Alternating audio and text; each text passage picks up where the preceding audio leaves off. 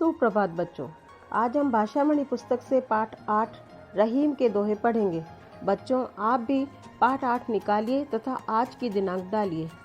बच्चों, इन दोहों को ध्यान से सुनें तथा उन्हें दोहराने का प्रयास करें। सबसे पहले हम रहीम दास जी के बारे में जानेंगे। रहीम दास जी का पूरा नाम अब्दुल रहीम खान खाना था। रहीम जी बचपन से ही साहित्य प्रेमी और बुद्धिमान थे। उन्होंने भक्ति, नीति एवं श्रृंगार सभी विषयों पर दोहे लिखे हैं। इस पाठ में दिए गए दोहे हमारे जीवन का उचित मार्गदर्शन करते हैं। तो आइए बच्चों, शुरू करते हैं रहीम के दोहे। जो रहीम उत्तम प्रकृति का करी सकत कुसंग, चंदन विष व्यापत नहीं लिपटे रहत भुजंग। रहीम दास जी कहते हैं कि जो अच्छे स्वभाव के मनुष्य होते हैं उनको बुरी संगति भी नहीं बिगाड़ पाती है। जैसे जहरीले सांप चंदन के वृक्ष से लिपटे रहने पर भी उस पर कोई जहरीला प्रभाव नहीं डाल पाते हैं।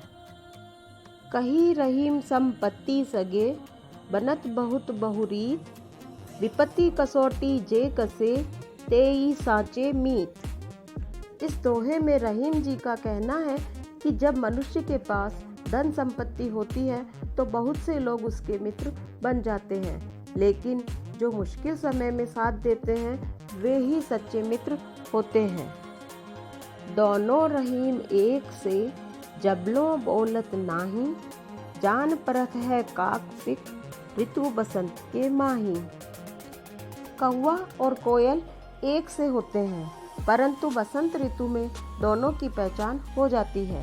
कोयल की कूक भी मीठी लगती है तथा कौवे की काँव काँव बहुत कड़वी लगती है। इस दोहे से रहीम जी कहते हैं कि सज्जन और दुर्जन की पहचान उसकी वाणी स्वयं करा देती है।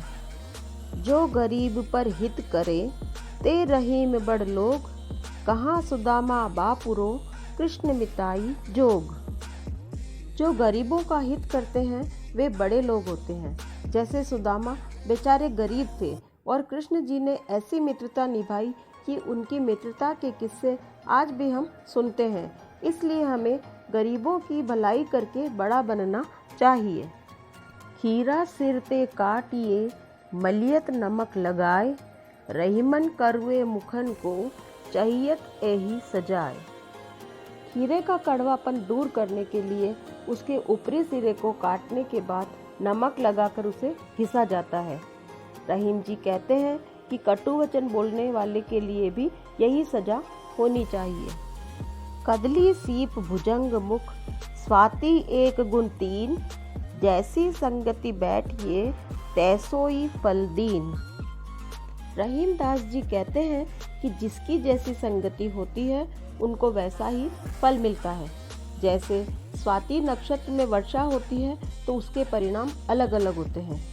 अर्थात वर्षा की बूंद जब केले पर पड़ती है तो कपूर का निर्माण होता है, सीप में गिरने पर मोती बन जाता है, किंतु यही बूंद जब सांप के मुंह में गिरे तो विष अर्थात जहर बन जाता है। रहीमन देख बड़ेन को, लघु न दीजिए डारी, जहाँ काम आवे सुई, कहाँ करे तरवारी। बड़ी चीज को देखकर छोटी चीज को फेंकना नहीं चाहिए।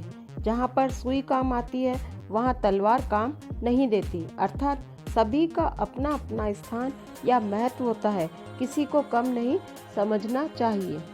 बच्चों, ये थे रहीम के दोहे। आप भी इन दोहों को अच्छे से बोलकर याद करें तथा इनमें दिए गए रेखांकित शब्दों को लिखकर याद करें। धन्यवाद।